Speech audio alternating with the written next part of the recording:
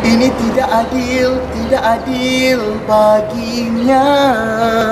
Ini tidak adil bagiku.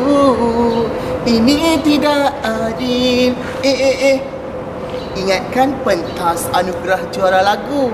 Rupanya pertandingan ulasan buku. Assalamualaikum, salam sejahtera dan salam sehati sejiwa. Nama diberi Wan Al-Azim bin Wan Azman. Kacaknya tiada, tetapi manis tu ada. Saya akan mengulas sebuah buku cerita yang dekat di hati saya dan juga anak-anak murid saya. Buku ini berjudul Raja Bongsu yang Adil. Buku ini ditulis oleh Rozita Mohammed. Buku ini diterbitkan oleh Pustaka Pepada Jaya. Buku ini diterbitkan pada tahun 2000, kira-kira 20 tahun. Buku ini diterbitkan dalam pasaran sehingga kini. Buku ini sesuai untuk semua peringkat seperti kanak-kanak, orang tua, remaja dan sebagainya. Memandu kereta di dalam pekan, ringkasan cerita saya kongsikan. Buku cerita ini mengisahkan seorang raja yang bernama Raja Bongsu. Raja Bongsu mempunyai seorang anak yang bernama Puteri Melati. Puteri Melati pula mempunyai seekor haiwan peliharaan yang bernama si Jambul. Pada suatu hari, Puteri Melati membawa si Jambul pergi ke dusun untuk menikmati buah rambutan. Tiba-tiba si Jambul hilang dari penglihatan. Si Jambul makan buah pisang di kebun Pak Tani. Pak Tani memukul si Jambul dengan sebatang kayu kerana telah menggigit kakinya. Puteri Melati sangat marah lalu membawa berjumpa Raja Bongsu. Setelah berfikir, Raja Bongsu menjatuhkan hukuman bahawa Puteri Melati yang bersalah kerana cuai menjaga si Jambul. Pak Tani dan para pembesar sangat berbangga dengan keadilan yang dibuat oleh Raja Bongsu. Inilah sahaja ringkasan cerita buku ini.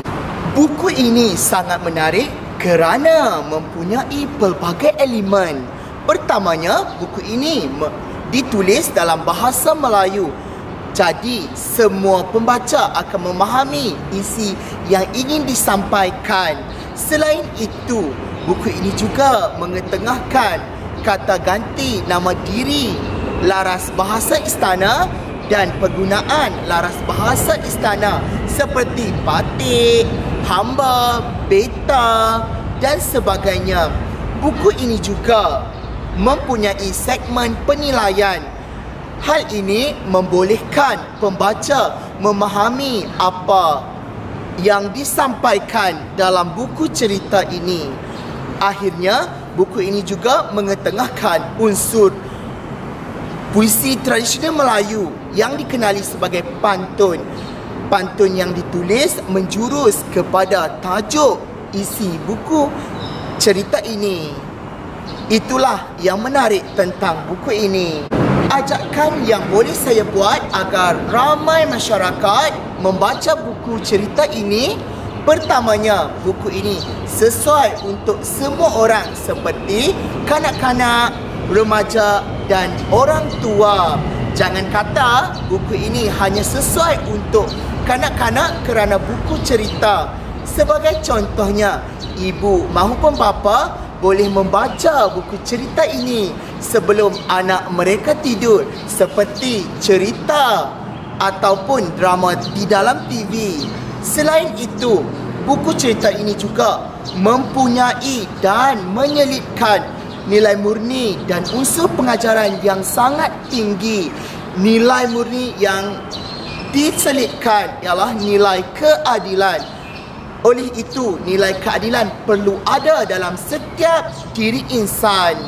Sebelum saya mengundur diri, saya tinggalkan satu filem Melayu sebagai wadah pengajaran. Sekian, terima kasih. Ini tidak adil.